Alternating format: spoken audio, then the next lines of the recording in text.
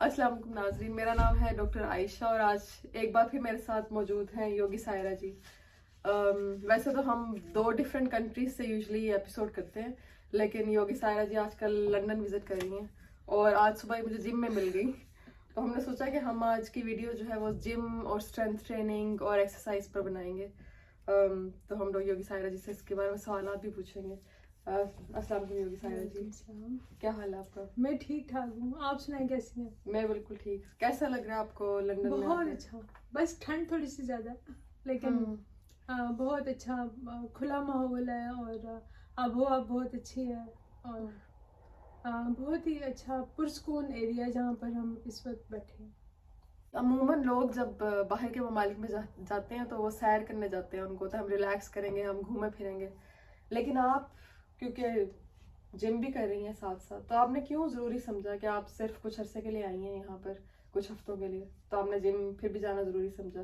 क्योंकि बहुत ज़रूरी है। अगर हम जो रूटीन में लोग एक्सरसाइज करते हैं, इवन के योगा या कोई भी एक्सरसाइज, जिम हुआ, वेट ट्रेनिंग हुई, सो अगर आप 10 दिन के लिए या हफ्ता भर के लिए भी इसको छोड़ देते हैं तो आप बिल्कुल उन्हीं लोगों की तरह हो जाते हैं जो बिल्कुल सेडेंटरी लाइफस्टाइल चला रहे हैं और बिल्कुल ही आपके मसल्स वीक होना शुरू हो जाते हैं, बोन्स भी आपकी आहिस्ता आहिस्ता पेन शुरू हो जाती हैं जिस्म में। तो कोशिश यही करें कि जब भी आप कहीं जाएं तो आप अपनी रूटीन जो है, लाइफस्टाइल जो जैसे भी आपका है, एक्टिव फिजिकल एक्टिविटी, वो आपकी ज़रूर होनी चाहिए।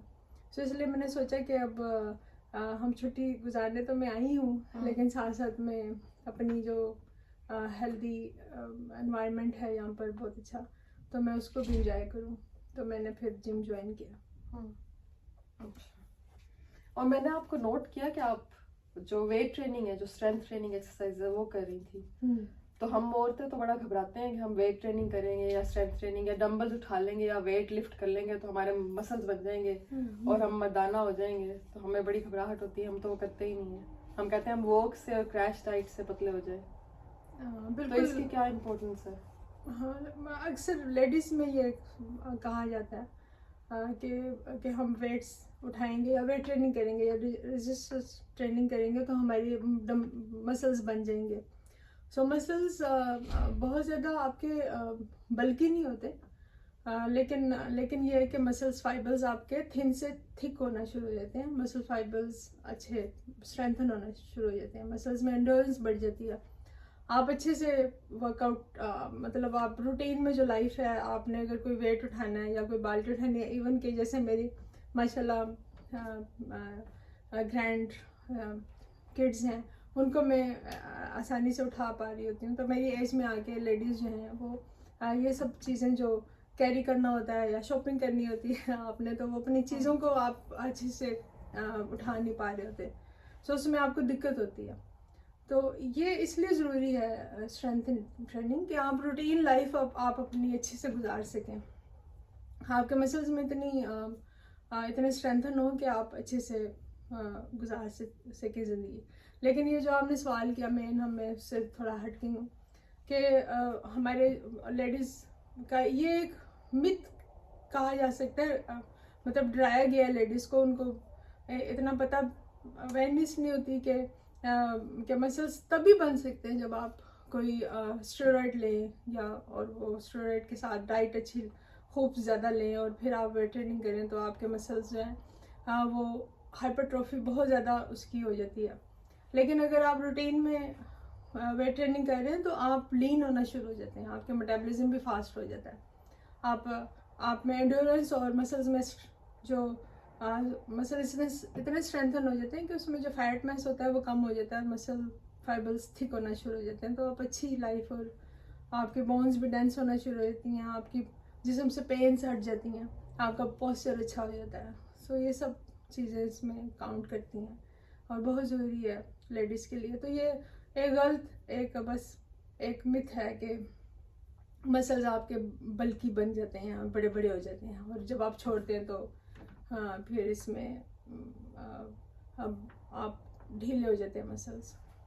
सिर्फ जब आप छोड़ते हैं तो मसल्स वीक हो जाते हैं, लेकिन शायद मैंने जवाब दे दिया पूरा। नहीं, मैं यही कहने लगी थी कि जो मेल्स होते हैं उनमें टेस्टोस्टेरोन हार्मोन बहुत ज़्यादा होता है, हाँ, और वो मसल बिल्डिंग में बहुत पार्ट प्ले करता है। और जो औरतें हैं उनमें सिर्फ 5% टेस्टोस्टेरोन होता है जो मेल से कंपैरिजन में।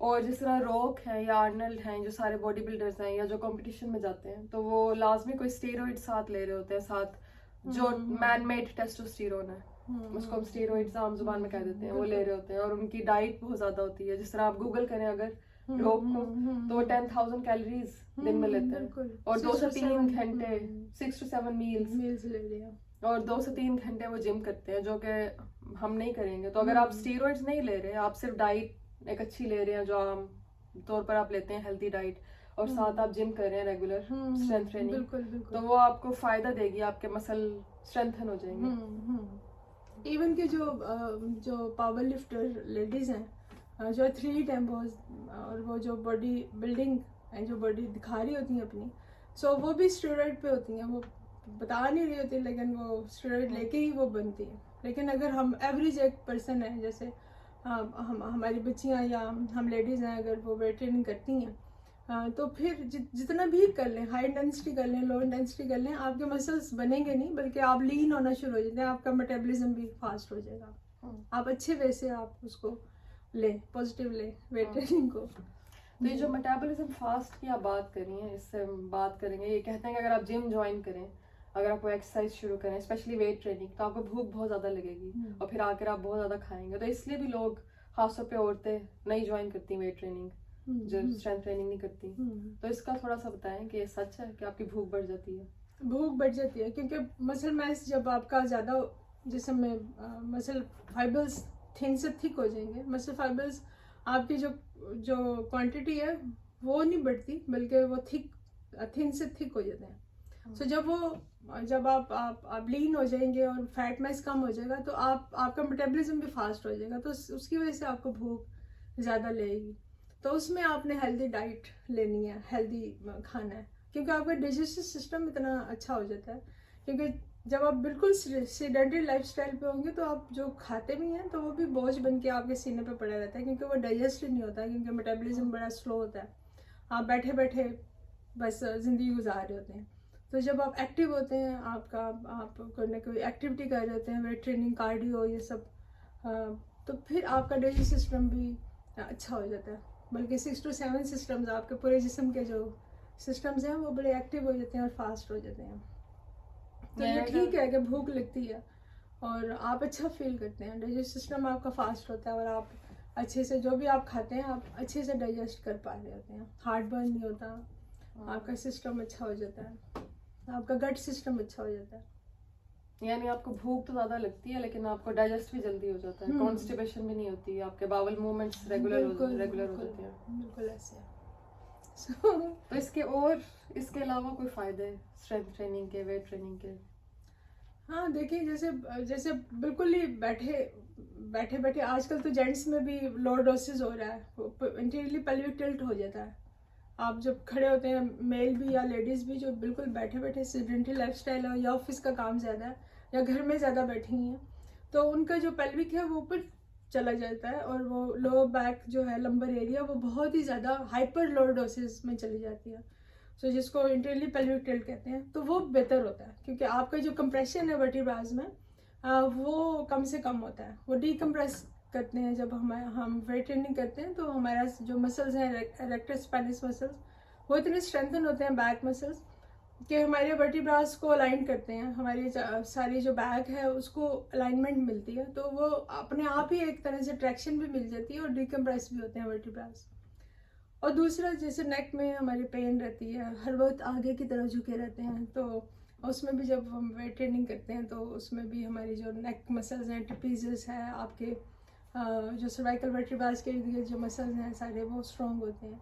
चेस्ट की एक्सरसाइज करते हैं तो पेक्टोरल्स आपके स्ट्रेंथन होते हैं, तो आप अच्छे से जब सांस लेते हैं तो एलिवेशन रिबकेज की अच्छे से हो पाती है। सो ऑक्सीजन कंजम्पशन बढ़ जाती है। मतलब इसके बेशुमार फ़ायदे हैं, अगर हम गिने तो ये कई घंटे लग जाएंगे इसमें। सो आपका बॉडी पोस्चर बड़ा अच्छा होता है क्योंकि पूरे इत्माद होकर आप चलते हैं विदाउट पेन। सो आपके जो लो लिम्स के मसल्स अगर स्ट्रेंथन होंगे तो नी पेन नहीं होगी आपको, उस पर कंप्रेशन नहीं होगा नीज पर, तो ये सारी जो है वो इंटरलिंक्ड है वेट ट्रेनिंग से, क्योंकि सारे ही मसल ग्रुप को, small muscles and large muscle group सभी इसमें ट्रेंड होते हैं। सो इसके बड़े बेनिफिट्स हैं, तो ज़रूर करें सब आप। और जो आपने कहा है कि पेन्स आपकी कम हो जाती हैं, तो क्योंकि वेट ट्रेनिंग से फैट रिप्लेस होता है मसल से, तो फैट में टॉक्सिन्स अक्यूमुलेट होते हैं।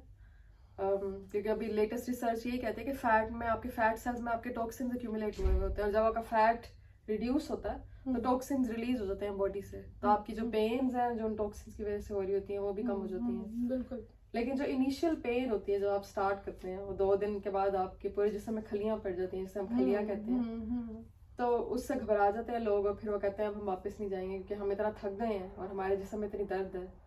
तो उसका क्या करें उन पेन्स का? क्योंकि शुरू में एकदम से जब हम जिम या कोई भी ट्रेनिंग शुरू करते हैं, फिजिकल एक्टिविटी, तो हमारे जो मसल्स में ग्लाइकोजन है वो उसकी भी स्टोरेज शुरू में कम होती है, क्योंकि मसल्स को हम यूज़ ही नहीं करते, तो उसमें जो ग्लाइकोजन की स्टोरेज है जब वो कम होगी तो मसल्स जल्दी थकेंगे। सो हमें बड़ी कुव्वत बर्दाश्त रखते हुए हम इसको लेके जाएंगे, ग्रेजुअली इंटेंसिटी बढ़ाते चले जाएंगे।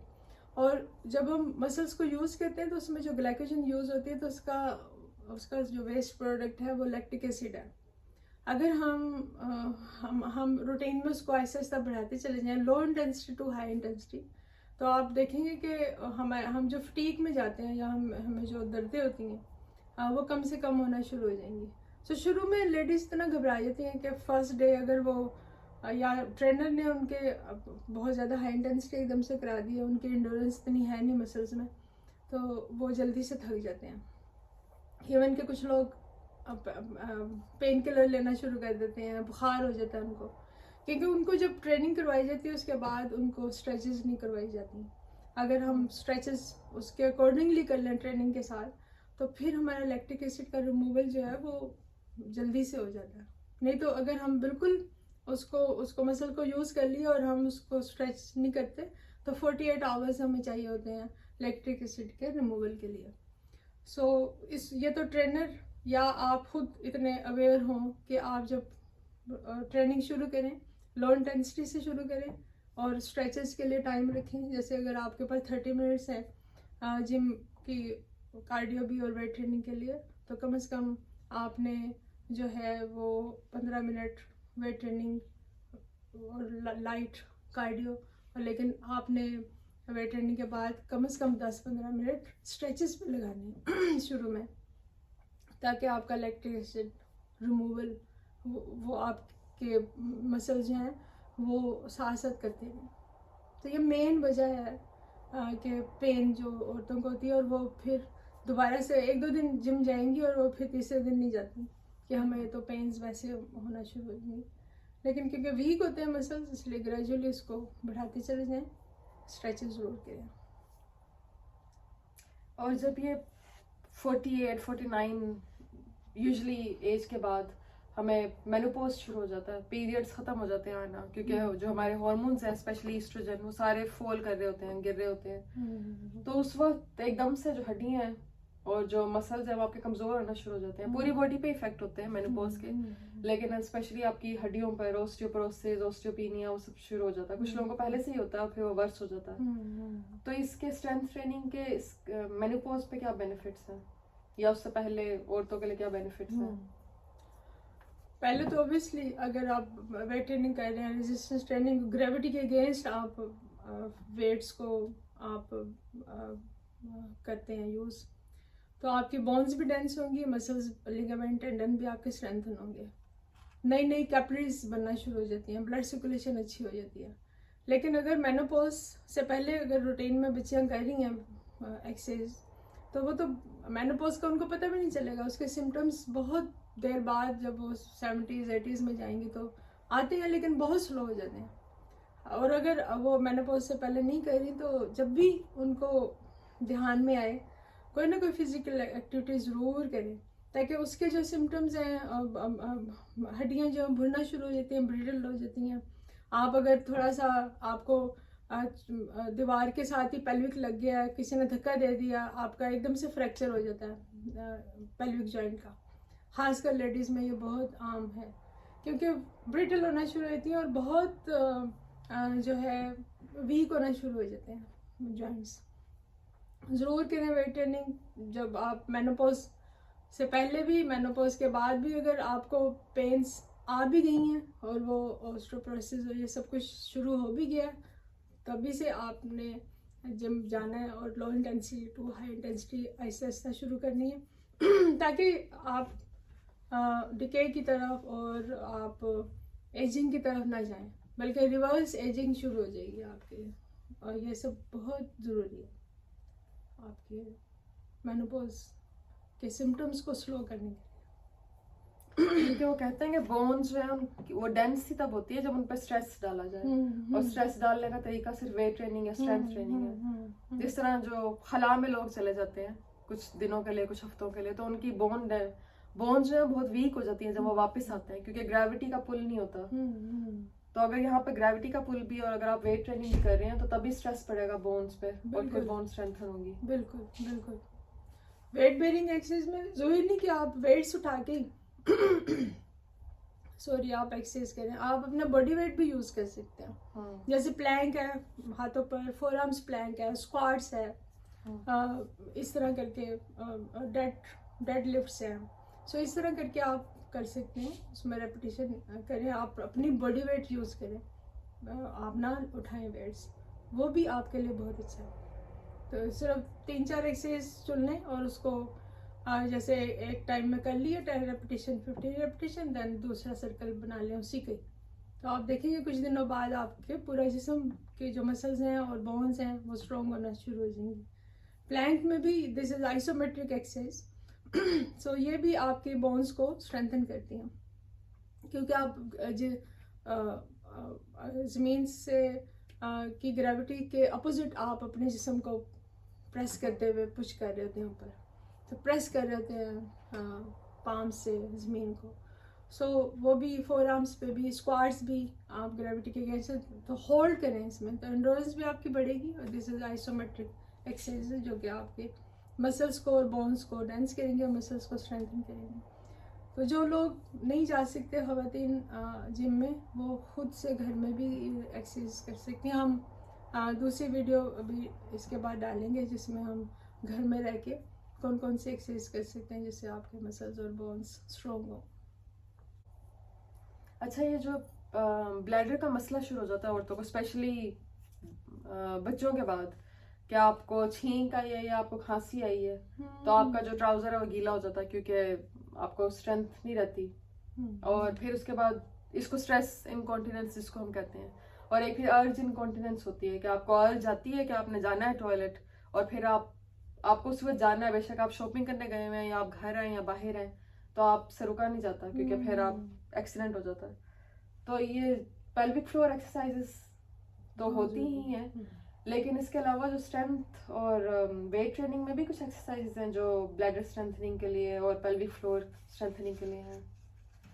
बिल्कुल, जो ग्रेविटी के अगेंस्ट हम, जैसे स्क्वाट्स हैं, जैसे लेग प्रेस है, जैसे लेग कर्ल है, एडक्टर है, मशीनें हैं जिम में, सो वो भी आपके ब्लैडर को स्ट्रॉन्ग करेंगी, क्योंकि उसके इर्द गिर्द जितने भी मसल्स हैं हमारे, जो इनर थाइस के हैं, वास्टस मिडिलिस मसल, IT बैंड है, आउटर थाई और ग्लूट्स मसल, सो अगर ये मसल्स आपके सारे स्ट्रेंथन हैं तो अपने आप आपका ब्लैडर भी स्ट्रॉन्ग होगा।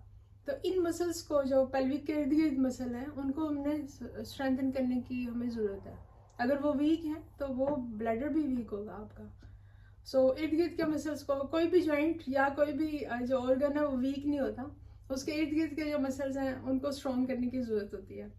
तो ये नहीं होता कि अब कई दफ़ा हमारे पास लेडीज़ आती हैं कि अच्छा जी हम हमारे बाजू कम कर दें या हमारे थाइस कम कर दें या हमारे सिर्फ पेट कम कर दें, बाकी हमारे जिस्म ठीक है।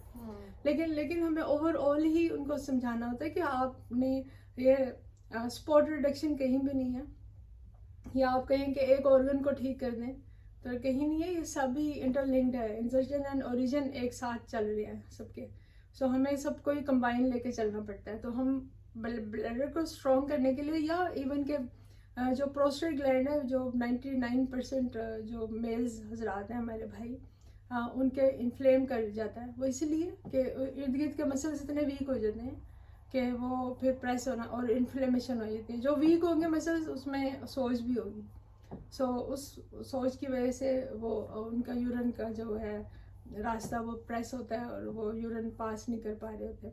तो इसी तरह जो लेडीज़ हैं, हमारी बहनें, उनका भी जो इर्द गिर्द जो पेल्विक जॉइंट के मसल्स हैं वो हमारे वीक होना शुरू हो जाते हैं, जिसकी वजह से हम कंट्रोल नहीं कर पा रहे होते ब्लैडर को, और वो हमारा यूरिन जो है वो कंट्रोल में नहीं आ रहा होता। सो हम ये भी एक्सरसाइज बताएंगे कि कौन सी एक्सरसाइज हैं जो कि हम ब्लैडर को स्ट्रॉन्ग करने के लिए या पेल्विक जॉइंट को स्ट्रॉन्ग करने के लिए, पेल्विक मसल्स को स्ट्रॉन्ग करने के लिए कौन सी एक्सरसाइज हैं। वो ग्रेविटी के अगेंस्ट ही, सो ज़रूर करें। जिम में लेग प्रेस है, लेग कर्ल है, लेग एक्सटेंशन है, एबडक्टर एडक्टर है, स्पेसिफिकली तौर पर उसी जगह के लिए, तो ज़रूर करें। Low intensity to high intensity. और अगर किसी ने पहले जिम ना किया हो और वो अब स्टार्ट करना चाह रहा हो, तो उसको क्या एडवाइस करेंगे आप? कितनी देर के लिए वो शुरू करे रोज, और क्या करे? पहले कार्डियो करे या पहले वार्म अप करे, पहले स्ट्रेंथ ट्रेनिंग करे? किस तरह से वो शुरू करे? बिल्कुल ही किसी ने जिंदगी भर किया ही नहीं, कोई मतलब जिम गए नहीं हो और वो जिम जाने की कोशिश करें तो ज़रूर जाएं जिम, लेकिन बिल्कुल लो इंटेंसिटी से शुरू करें, हल्का फुल्का। पहले हमने कार्डियो करना है कुछ दिन, साइकिलिंग है, अगर वो खड़े नहीं हो सकते ट्रेडमिल पे तो साइकिलिंग करें, और साइकिलिंग से इलेक्ट्रिकल है, ट्रेडमिल है, लेकिन कम से कम 15 मिनट 20 मिनट लाइट, बिल्कुल आप अपने उससे चलें। ये नहीं कि आपने रनिंग करना शुरू कर देनी है या जॉगिंग करना शुरू कर देनी है, आप बिल्कुल लाइट, आपके लिए वही इंटेंसिटी बहुत ज़्यादा होगी। अगर आप चल रहे हैं, कुछ लोग थोड़ा सा ही चलते हैं तो उनका सांस फूल जाता है। सो आपने अपनी सब चीज़ों को देखते हुए करना है। सो ऐसा ऐसा आपने शुरू करना है।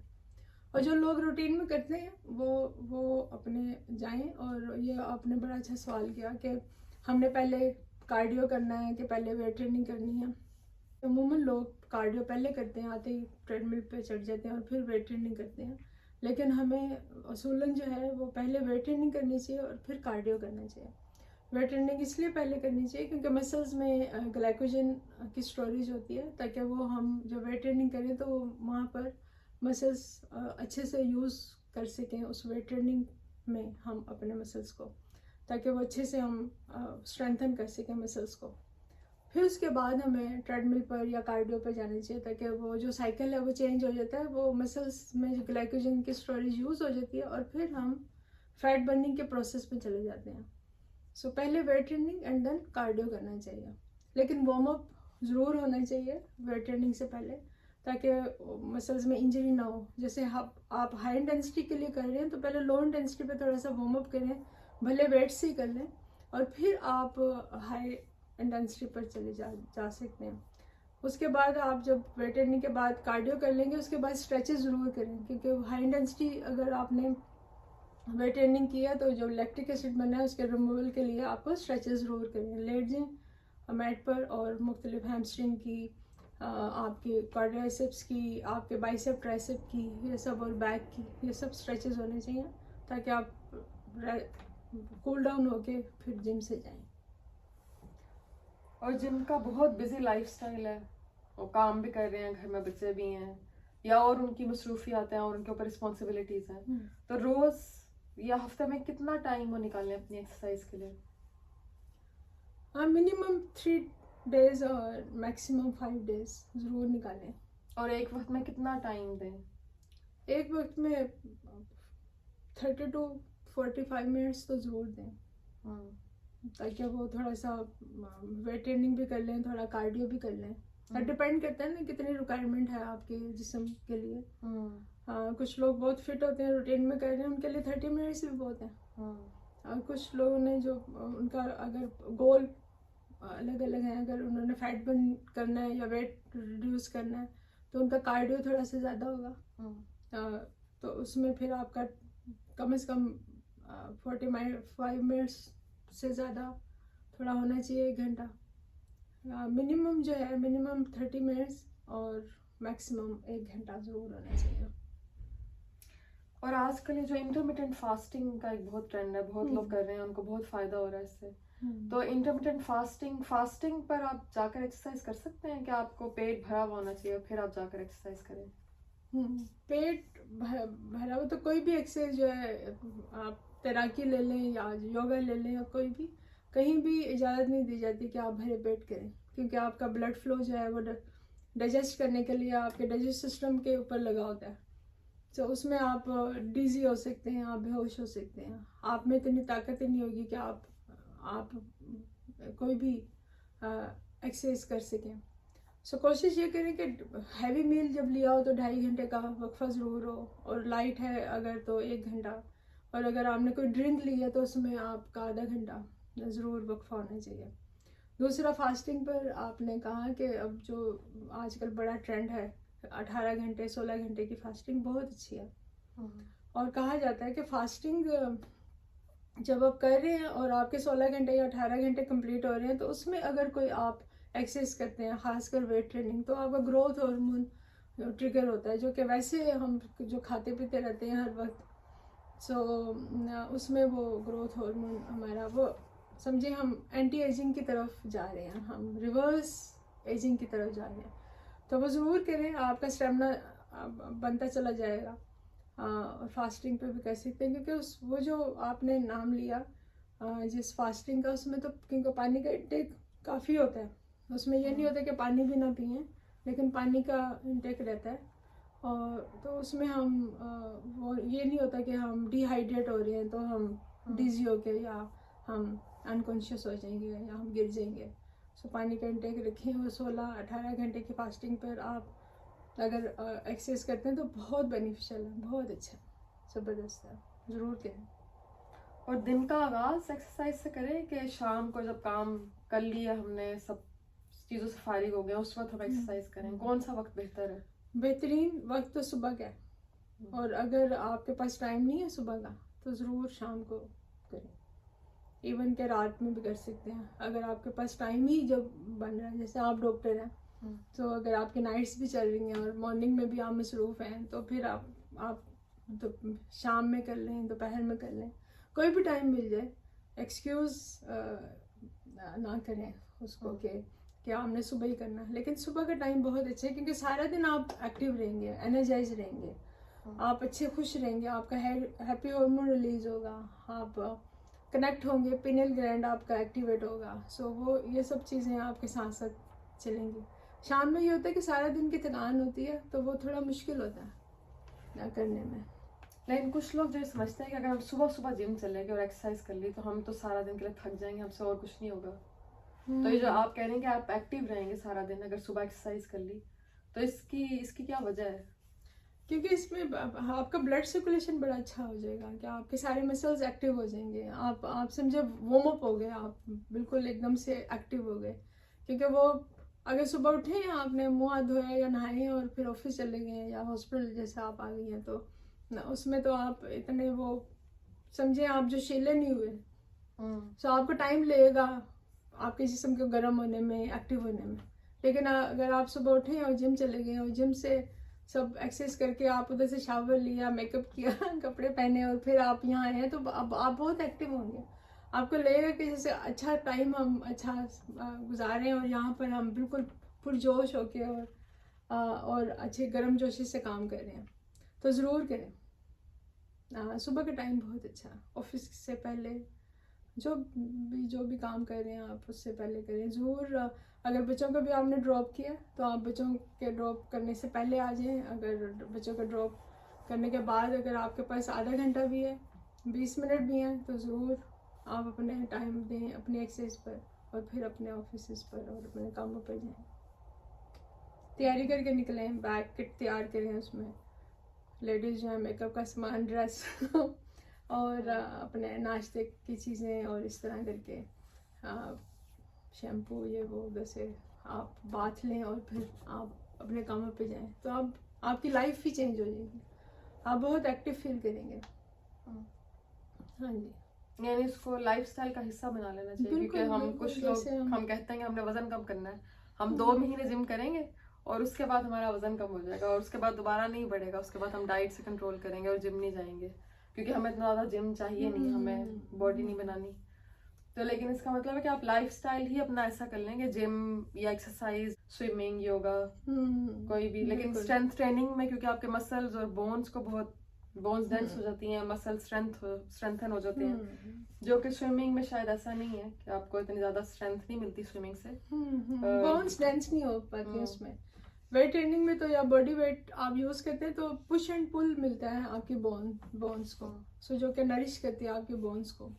और जो शक्ति आती है, जो ब्रिटल होना शुरू होती है, वो नहीं होती है, उसमें एक लचक रहती है। लेकिन उसमें जो है स्विमिंग में आप ज़रूर करें, लेकिन वो जब जो जिनको खुदा नाश्ता कोई स्ट्रोक हो गया या जो रिहैब करना चाहते हैं, जो नी का ऑपरेशन हुआ है या बैक एक है उनको, या उस जॉइंट के इर्द गिर्द के मसल्स को स्ट्रेंथन करना चाहते हैं, तो क्योंकि आप वैसे वेट बेरिंग एक्सरसाइज नहीं कर सकते क्योंकि बोन्स पे स्ट्रेस आएगा और वो पेन बढ़ेगी, तो आप हाइड्रोथेरेपी ज़रूर करें पानी में, ताकि आपके मसल्स जो जॉइंट्स के इर्द गिर्द मसल्स हैं, लिगामेंट टेंडन है, वो स्ट्रेंथन हो, और उसके बाद आप वेट ट्रेनिंग या बोन्स डेंस करने के लिए ज़रूर एक्सरसाइज करें, ताकि आप, लेकिन पानी में आपकी बोन डेंसिटी कहीं भी इम्प्रूव नहीं होगी।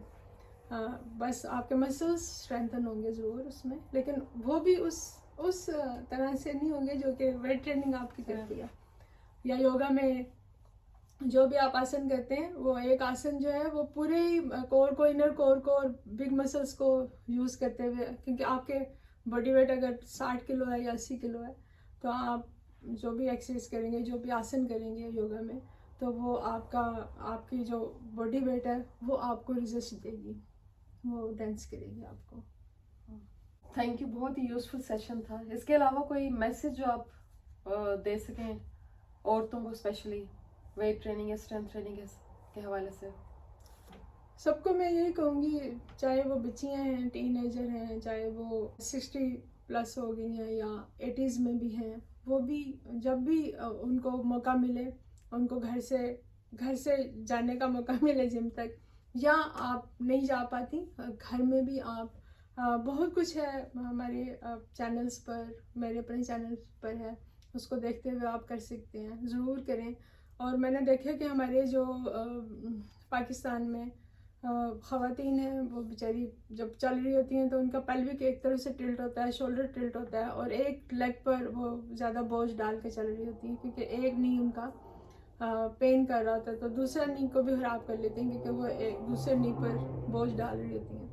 तो ज़रूर जिनको भी पेन्स हैं, वो सारी आपके जिस्म में जो इन्फ्लेमेशन है या डाइटरी हैबिट्स गलत हैं, सेडेंटरी लाइफस्टाइल है, रात को देर सोना है, सुबह आप देर से उठते हैं, वो भी एक रीज़न है। उसमें काफ़ी बड़ी डिस्कशन चल जाएगी, क्योंकि ये सब रीज़न्स हैं जिसकी वजह से हम बीमारी की तरफ जाते हैं। सो कोशिश करें जल्दी आप सोएं, जल्दी उठें, अपने आप को एक्टिव रखें, जो घर के जो सादा खाना था हमारा एक ट्रेडिशनल, उसको खाएं।